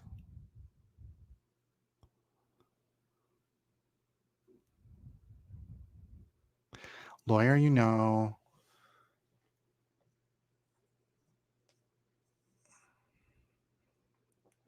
I don't know if people will stop following though. Like, you would think at this point, most of it has come to light. The truth has come, has pretty much come to light, and they're not accepting the truth.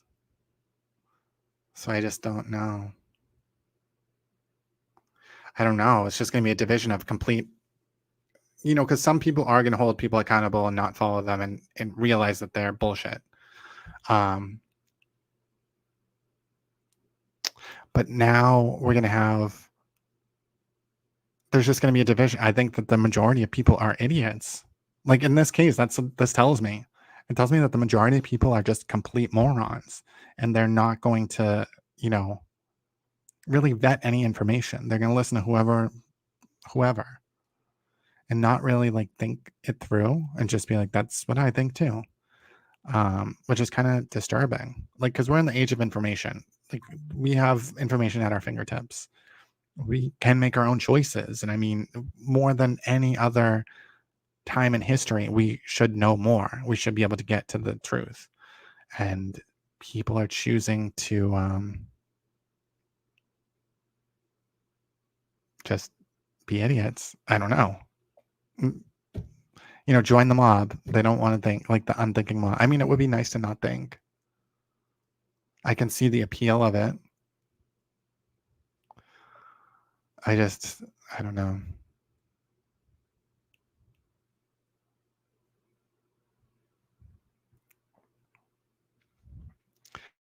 "13th juror, she blocked me."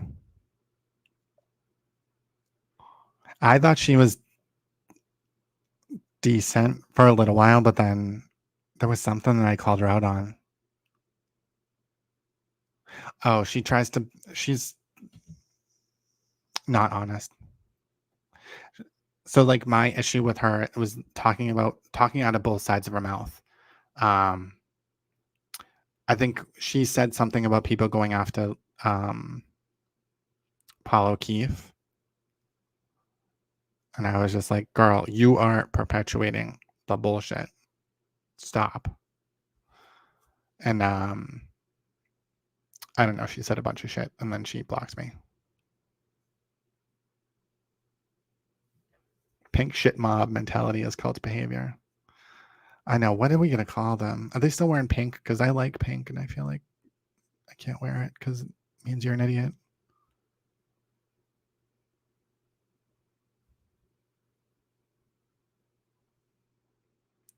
TB has done a lot worse than Proctor. I have to believe they are not that stupid.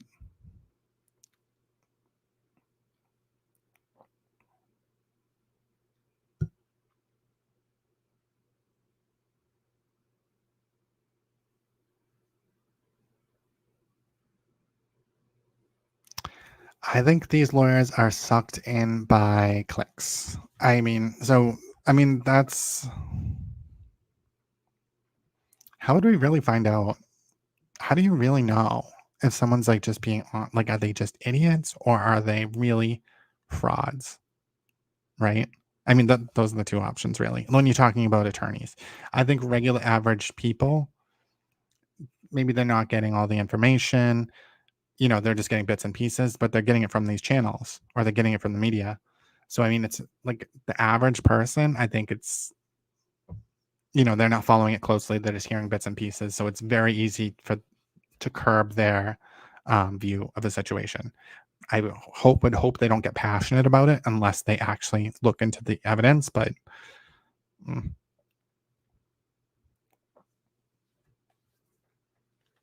oh yes, the 13th juror. That's what it was.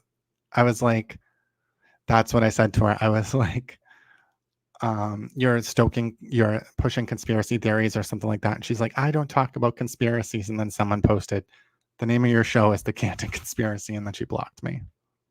Damn it.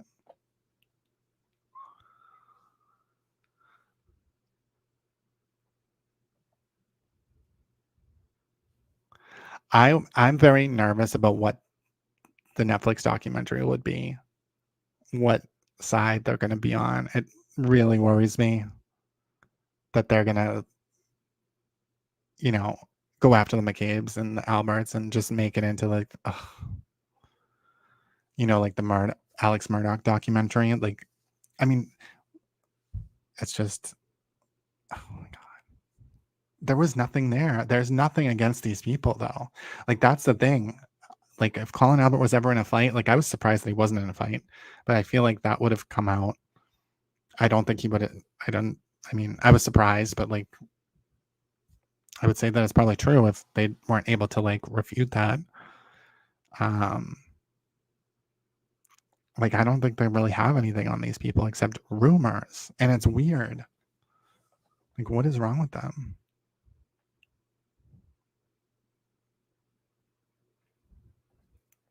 Thank God you know some normal attorneys. Nancy Grace was attacked by pink shirts. Even our media is looking for clicks. I know, like Vinny Politano. Court TV. When I was looking at the law and crime chats, like, I'm just like shocked.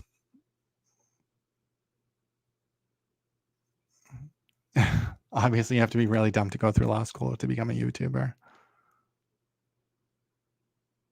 Is that all they do? Do they really have clients? I would like to. I think it would be fun to be a lawyer, kind of. I don't know. I know it would be a ton of work, but I would like cross-examining people. I would like getting to the truth.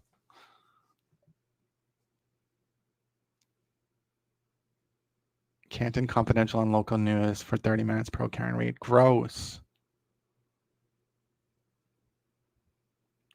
The DUI guy. I don't like him.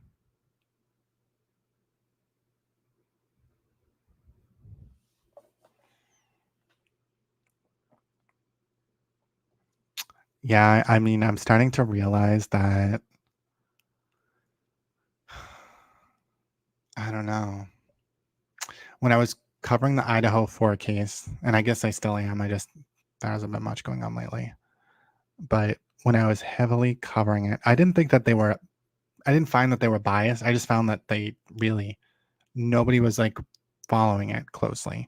So they were saying wrong things, wrong name, like all the time. They were getting everything wrong. And so like, I think that's probably like the Karen Reed case. Like, if I go back and I look at newscasts from the beginning, they were saying he was hit in the driveway accidentally. They said all kinds of wrong shit. And so, that's probably how it is, because they're trying to like get stories out without all the information. But I don't know. Yeah, the position a lot of attorneys have taken is state didn't prove the case. I feel like that's the thing. That's like such the safe position. I feel like they proved the case though. Like, if you think about a murder trial, and like, usually it's, a lot of times you never have a murder weapon. You usually have cause of death. There's usually not an eyewitness. You might have eyewitnesses that put you at the scene of the crime. Sometimes there's phone data. There's just not. This case has a lot of evidence compared to a normal case. She admitted at the scene. I don't know what they mean though, that They didn't prove the case. I mean, if 10 jurors are saying she's guilty, I think they proved it.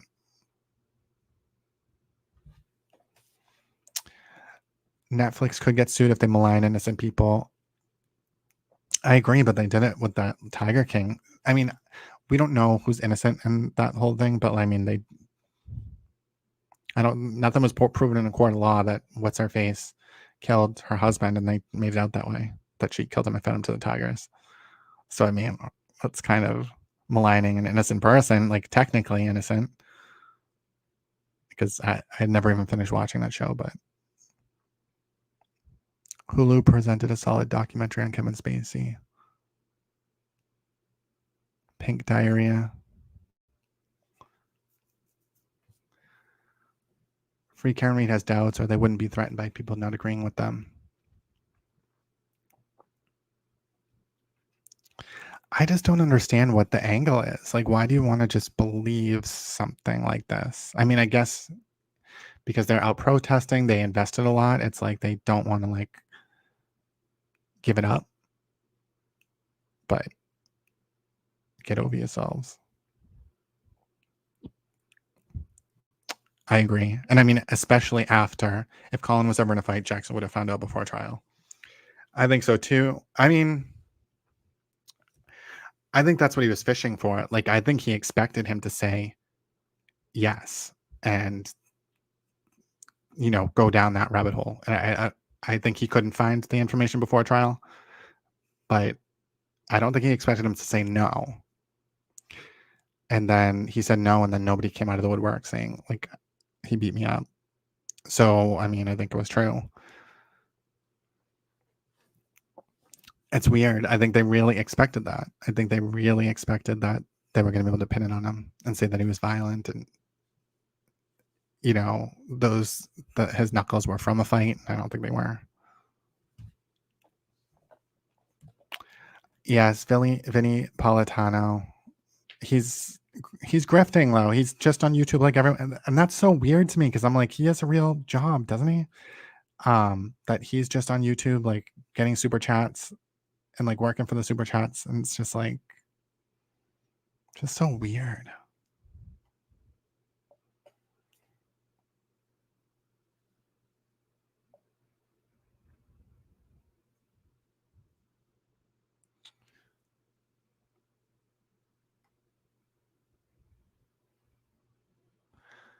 It's boring unless you like reading cases and legal writing. I definitely don't. Well, AI can probably do the legal writing. Maybe the reading too. Soon. Yeah, I don't like that stuff. I have to do that stuff now, though. I have to do contracts and stuff now. I hate it.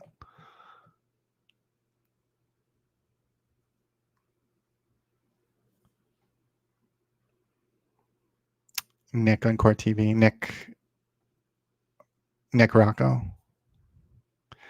I mean, he was one of the main, I think he's a main beneficiary from the Karen Reed Fund. I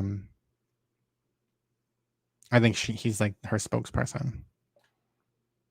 I think it was Turtle Boy, and then because Turtle Boy is getting in all this trouble, then she switched it to that. Switch it to Nick.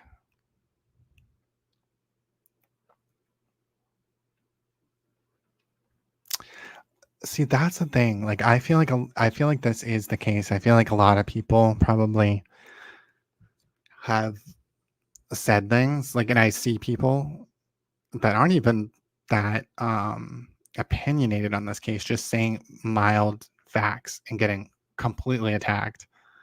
And I don't know. I feel like I'm probably blocked from most of the people, or they're just so used to it, they just know where I stand, so they don't bother. But like, there's certain people like note my objection on TikTok. I think she might be on YouTube too. But I mean, I think she doesn't want to say too much, but she's definitely has been saying what she thinks lately. She's never said like, oh, I think Karen Reed's guilty, like in those words, but I would say that she knows that she's guilty. And she's saying stuff like, yeah, I think there's reasonable doubt. I've seen that a lot of lawyers like want to say that. I think there's reasonable doubt But like, would that reasonable doubt be there if the feds didn't interfere? I don't think it would. Would that reasonable doubt be? I don't know. And they could just be saying that because the mob.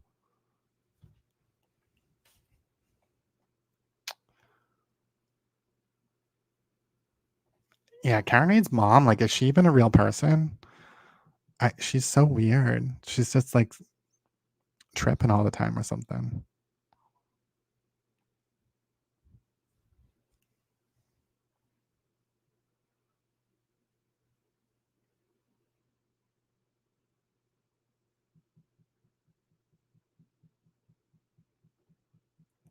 I mean, I think that they didn't test enough. Like so the scenario, like, I feel like what they're going for, like, they just wrote off that altogether because they only tested with the head form hitting the taillight at 7.5 feet, which was 15 miles per hour, and it did a lot of damage to the taillight. And then they tested with throwing the glass at it, and when they threw the glass at 37 miles per hour, it did the same amount of damage basically that you saw. But they're saying with the head form, it was 11 pounds, so that's how much an arm would weigh. And they're saying it would be more damage than what we saw, I guess. I don't think that's accurate, though, because the head form is round. An elbow, it would have just hit the elbow, probably. And the rest of it would have dragged. So they didn't test it. So I just feel like they can't say that. I don't feel like they tested that at all.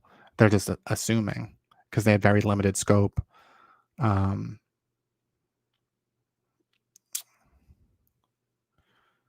I don't know what broke the tail light. I would think I think I know his arm scraped in there because you can see the pattern. I would think it's probably his elbow. His hand hit up above with the glass. I just don't know what the other glass is from, and I don't know like how he was propelled, if he was dragged with the car, if he kept his footing, if he fell. I think he probably spun around. Because when you look at that car data, it shows that she kept driving in reverse for like 90 feet. She hit him at the 60 feet mark, but she kept going for 90 feet. And like if the plow was there, she would have hit the plow. And like right where the 60 feet part happens, the wheel turns slightly. So she like, I don't know, she either went into him or tried to get away from him, one way or the other. But I mean, that's what it shows. It shows, I don't know how much of a wheel change that is, like how much the wheel had to change. But like right when her acceleration, because it was like her acceleration was steady and then it decreased without a decrease in acceleration. Her speed decreased without a decrease in acceleration. So she hit something. Possibly. I mean, that's what it looks like anyway. And nobody disputed it. So I would assume that I think that Trooper Paul was right. I think he just didn't know how to explain it.